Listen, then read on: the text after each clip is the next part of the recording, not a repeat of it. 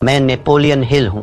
यदि आप मुझे ये 10 मिनट पूरे होश और बिना किसी भटकाव के दे सकते हैं तो मैं वादा करता हूँ कि मैं आपके दिमाग के उस जंग लगे ताले को खोल दूंगा जिसे आपने सालों से बंद रखा है। आज आईने में खुद से आंखें मिलाइए। क्या आपको वहाँ एक विजेता दिख रहा है या फिर एक ऐसा इंसान जिसने बहानेबाजी की चादर ओढ़कर अपने सपनों की लाश को दफना दिया है? जहाँ एक ही सवाल आपके अंतर्मन को चीरता रहता है, वह सवाल है, मैं शुरुआत तो कर लेता हूँ, फिर रुक क्यों जाता हूँ? आप अकेले नहीं हैं। इस ग्रह के 97% लोग इसी कुएं में अपनी पूरी जिंदगी गुजार देते हैं। उनकी सुबह उम्मीद से शुरू होती है, दोपहर बहानेबाजी में बीतती है और रात गहरे अफसोस की चादर ओढ़कर खत्म हो जाती है। उनकी पूरी हस्ती, उनके सारे सपने और उनकी सारी प्रतिभा सिर्फ 3 शब्दों के नीचे दफन हो गई है। कल से शुरू करूंगा, लेकिन आज मैं यहाँ आपसे उन 3% विरल लोगों के बारे में बात करने आया हूँ जो इस भीड़ का हिस्सा नहीं है। ये वे लोग हैं जो तूफानों के बीच भी शांत खड़े रहते हैं। ये वे लोग हैं जिनके पास कोई गुप्त मंत्र नहीं है, कोई जादुई चिराग नहीं है। उनके पास बस एक पत्थर जैसा कठोर नियम है। आज एनएच माइंडसेट के इस विशेष सत्र में मैं आपको उसी नियम की गहराई में ले जाऊंगा। हम नेपोलियन हिल के सिद्धांतों की राख से उस चिंगारी को निकालेंगे जो आपकी नियति बदल देगी। क्या आप अपने कंफर्ट जोन की जंजीरों को तोड़ने के लिए तैयार हैं? यदि हाँ, तो ये यात्रा आपके लिए है। आइए पहले उस राक्षस को समझें जिसने आपके सपनों को बंधक बना रखा है। समस्या ये नहीं है कि आप में टैलेंट की कमी है, समस्या ये है कि आप खोखला जोश के नशे के आदी हो गए हैं। जब आप कोई नया विचार सुनते हैं, कोई मोटिवेशनल वीडियो देखते हैं, तो आपके दिमाग में डोपामाइन की एक लहर दौड़ती है।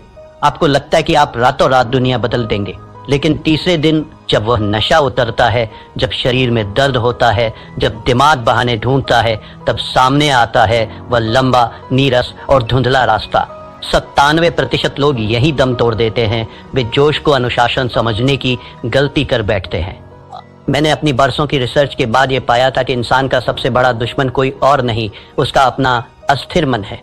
एक छात्र की मिसाल लीजिए। वह परीक्षा से 2 महीने पहले एक भव्य टाइम टेबल बनाता है। 2 दिन वह 10-10 घंटे पढ़ता है। तीसरे दिन उसे लगता है कि उसने बहुत कुछ कर लिया है। चौथे दिन एक छोटा सा भटकाव आता है और 5वें दिन वह वापस उसी भीड़ का हिस्सा बन जाता है जहां केवल औसत दर्जे की जिंदगी है। यह निरंतरता की कमी सिर्फ एक बुरी आदत नहीं है, यह आपकी आत्मा का धीरे धीरे होने वाला कत्ल है। हर बार जब आप खुद से किया हुआ वादा तोड़ते हैं, आप अपने आत्मविश्वास की एक ईंट गिरा देते हैं। एक समय ऐसा आता है जब आप खुद पर विश्वास करना ही बंद कर देते हैं। अब जरा अपनी नजर घुमाइए और उन 3% लोगों को देखिए। क्या वे हमसे अलग मिट्टी के बने हैं? क्या एलन मस्क या बिल गेट्स के पास 24 घंटे से ज्यादा का समय है? बिल्कुल नहीं। उनके पास बस एक चीज है, बोरियत को गले लगाने की ताकत। सफल लोग वह काम करने की अद्भुत क्षमता रखते हैं जो बाकी दुनिया को बोरिंग लगता है। थिंक एंड ग्रो रिच में परसिस्टेंस को सफलता का सबसे महत्वपूर्ण स्तंभ बताया गया है। हिल कहते थे कि इच्छा वह बीज है, लेकिन परसिस्टेंस वो पानी है जिसके बिना वह बीज कभी विशाल वृक्ष नहीं बन सकता। ये 3% लोग जानते हैं कि प्रेरणा एक धोखा है। वे प्रेरणा का इंतजार नहीं करते, वे अपनी प्रणाली सिस्टम पर भरोसा करते हैं। जब उनका मन कहता है कि आज रहने देते हैं, तो उनकी अंतरात्मा गरज कर जवाब देती है, यही तो वो क्षण है जहां मैं भीड़ को पीछे छोड़ूंगा। नेपोलियन हिल ने हमें जो विरासत दी है उसे मैंने 7 महासूत्रों में संकलित किया है। इन्हें ध्यान से सुनिए क्योंकि ये आपके जीवन के मंदिर की नींव बनेंगे। पहला सूत्र, निश्चित मुख्य उद्देश्य। आपके भटकने का सबसे बड़ा कारण यह है कि आपको पता ही नहीं कि आपकी मंजिल कहाँ है। मुझे अमीर बनना है, ये कोई लक्ष्य नहीं है, ये एक खोखली इच्छा है।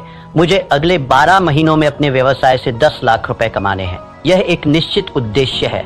जब तक आपका लक्ष्य स्पष्ट नहीं होगा, आपकी ऊर्जा बिखरी रहेगी। अपनी डायरी उठाइए और अभी लिखिए आप वास्तव में क्या चाहते हैं।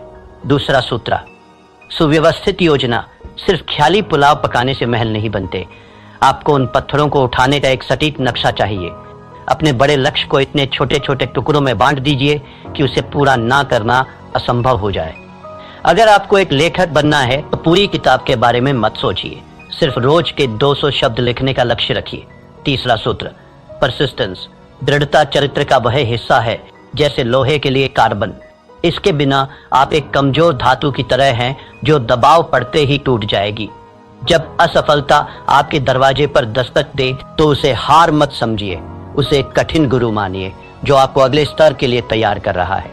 चौथा सूत्र, the mastermind group Napoleon Hill का मानना था कि जब दो या दो से अधिक दिमाग एक साझा उद्देश्य के लिए मिलते हैं तो एक तीसरी अदृश्य शक्ति जन्म लेती है। अकेले चलना महानता की निशानी नहीं है। ऐसे लोगों के साथ जुड़िए जो आपसे बेहतर हों, जो आपको ऊपर खींच सके। पांचवा सूत्र, सबकॉन्शियस माइंड की शक्ति। आपका दिमाग एक उपजाऊ जमीन की तरह है। यदि आप इसमें सफलता और निरंतरता के बीज नहीं बोएंगे तो जंगली घास अपने आप उगाएगी। रोज सोने से पहले अपने लक्ष्य को दोहराइए, उसे महसूस कीजिए जैसे वह सच हो चुका हो। छठा सूत्र, क्विक डिसीजन मेकिंग। सफल लोग निर्णय जल्दी लेते हैं और उन्हें बदलते बहुत धीरे हैं, जबकि असफल लोग निर्णय लेने में हफ्तों लगा देते हैं और उन्हें बदलने में चंद सेकंड। टाल मटोल आपके समय का चोर है, इसे अभी मार दीजिए। सातवां सूत्र, एक्शन ओवर थिंकिंग। अत्यधिक ओवर थिंकिंग लकवे की तरह है, यह आपकी गति रोक देता है। इसका एक ही इलाज है, कार्य जैसे ही आप पहला कदम उठाते हैं आपका आधा डर अपने आप मर जाता है। एक पौराणिक कथा है। एक छोटे से गांव में एक साधारण कारीगर रहता था। उसने एक दिन संकल्प लिया कि वह गांव की सबसे ऊंची दुर्गम पहाड़ी पर एक ऐसा मंदिर बनाएगा जिसे देखकर देवताओं की आंखें भी फटी रह जाए। गांव के लोग ठहाके मारकर हंसे। उन्होंने कहा, तेरे पास ना धन है, ना हाथ, ना औजार, तू पागल हो गया है। उस कारीगर ने कोई जवाब नहीं दिया। उसने बस अपना एक छोटा सा नियम बनाया। वह रोज सुबह सूरज निकलने से पहले नदी के किनारे जाता, एक मध्यम आकार का पत्थर अपनी पीठ पर लादता और पहाड़ी की चोटी तक चढ़कर उसे वहां रखाता। बस एक पत्थर। एक महीना बीता, पहाड़ी पर सिर्फ 30 पत्थर थे। लोग बोले, यह मूर्खता है। एक साल बीता, पहाड़ी पर पत्थरों का एक ढेर लग गया था, पर मंदिर का कोई आकार नहीं था। लोग बोले, तू अपना जीवन बर्बाद कर रहा है। 5 वर्ष बीत गए। एक सुबह जब गांव वालों की नींद खुली तो उन्होंने देखा कि पहाड़ी की चोटी पर सूरज की पहली किरण एक भव्य सोने के कलश पर चमक रही थी। वहां एक विशाल नक्काशीदार मंदिर खड़ा था जिसकी सुंदरता का कोई सानी नहीं था। पूरा गांव दौड़कर पहाड़ी पर गया। उन्होंने चकित होकर पूछा, यह चमत्कार कैसे हुआ? तूने ये जादू कैसे किया? उस कारीगर ने अपने फटे हुए खून से सने हाथों को दिखाया और शांत स्वर में बोला, ये कोई जादू नहीं है, ये गणित है, रोज एक पत्थर बस। यही वह महान सत्य है जो आपको अपने जीवन में उतारना होगा। महान कार्य किसी एक दिन के विस्फोट से नहीं होते, वे हजारों छोटे, अदृश्य और निरंतर किए गए प्रहारों का परिणाम होते हैं।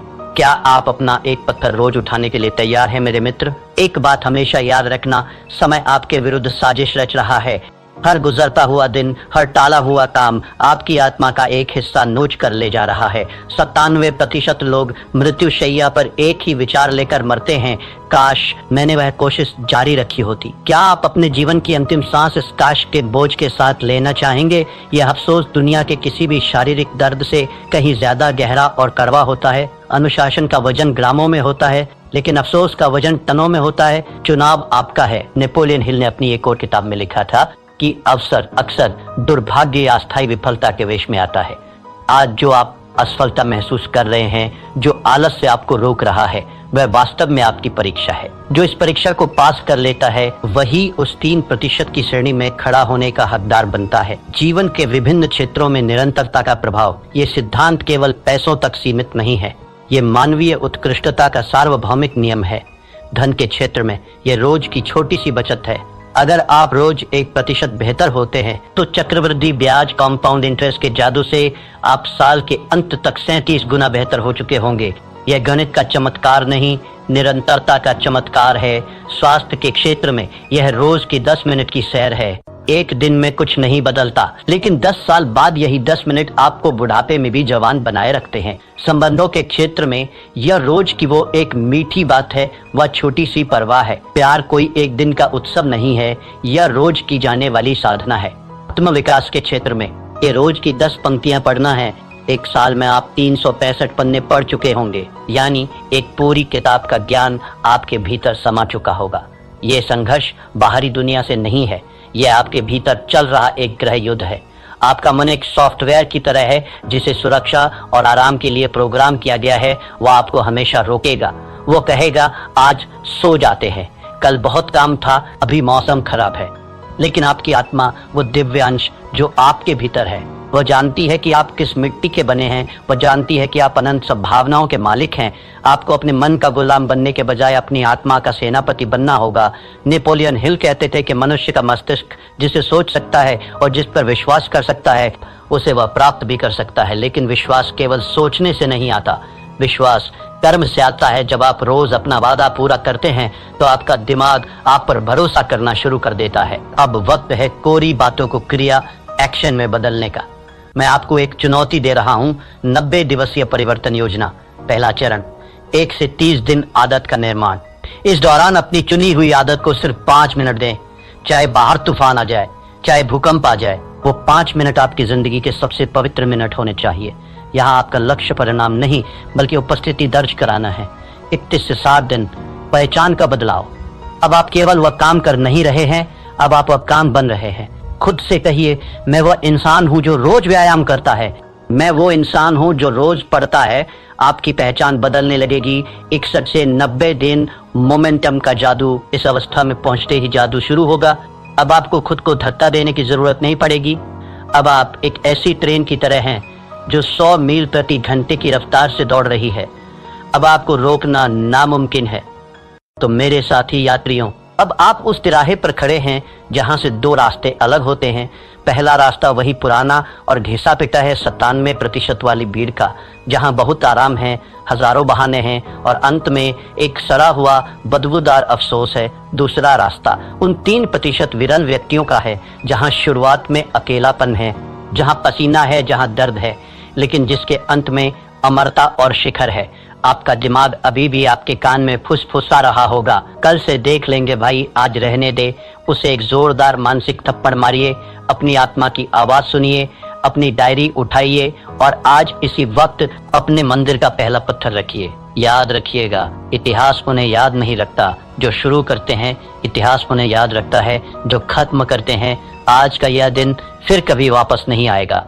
यह सूरज कल फिर उगेगा, लेकिन क्या आप वही पुराने इंसान होंगे या एक नया व्यक्तित्व? अगर आप उस 3% के क्लब में शामिल होने का अटूट फैसला कर चुके हैं तो कमेंट सेक्शन में अपनी आज की तारीख लिखिए और पूरे गर्व के साथ टाइप कीजिए, आई एम रेडी। ये आपका खुद से किया हुआ पहला सार्वजनिक वादा होगा। उठिए, अपने भविष्य की नींव रखिए और याद रखिए, यहाँ हम सिर्फ बातें नहीं करते, हम मानसिकता बदलते हैं। मेरे पास जो 10 मिनट आपने गिरवी रखे थे उनका समय अब पूरा हो रहा है। मैंने आपको वह चाबी सौंप दी है जिसे ढूंढने में लोगों की पूरी जिंदगी बीत जाती है, लेकिन याद रखना, चाबी सिर्फ रास्ता दिखाती है, दरवाजा आपको अपने कंधों से तोड़ना होगा। अगर आपकी रगों में अब भी वो खोखला जोश नहीं बल्कि सफल होने की एक ज्वलंत इच्छा दौड़ रही है तो इस चैनल को अभी सब्सक्राइब कीजिए, क्योंकि NH माइंडसेट कोई मनोरंजन का चैनल नहीं है। ये उन 3% लोगों का गुप्त किला है जो अपनी किस्मत खुद लिखना जानते हैं। खड़े हो जाइए और अपना पहला पत्थर उठाइए। समय बीत रहा है। धन्यवाद।